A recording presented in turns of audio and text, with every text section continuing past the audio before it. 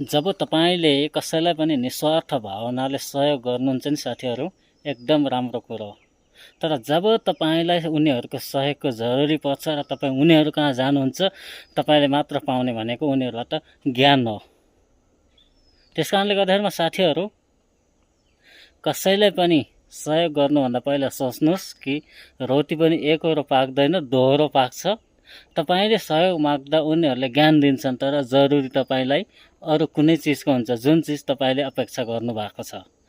त्यसकारणले गर्दाखेरिमा साथीहरू, कसैले पनि सहयोग गर्दै हुनुहुन्छ भने चाहिँ एकतर्फी होइन क्या। एकतर्फी तपाईले मात्र गरिराख्नु भयो भने सुरुमा सहयोग गर्दा गर्दै पछि गएर तपाईँ उहाँहरूको आँखाको नानी जस्तो हुन थाल्नुहुन्छ र उहाँहरूले तपाईँलाई आफ्नो इसारामा चलाउन खोज्छन् के। मैले पनि कसैलाई फाइनान्सियली नसहे पनि फिजिकली सहयोग त गरेको थिएँ होला, तर मेरो जब पालो आउँछ नि, उहाँहरूले मलाई भरपुर मात्रामा ज्ञान दिन थाल्छन्।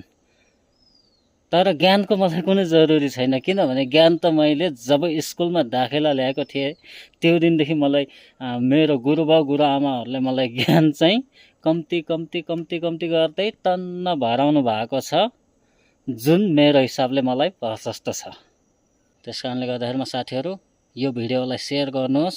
तपाईको पनि पक्का पनि त्यस्तो कोही साथीहरू या आफन्तहरू पक्का पनि छन्, उहाँहरू कहाँ पुर्याउनुहोस्।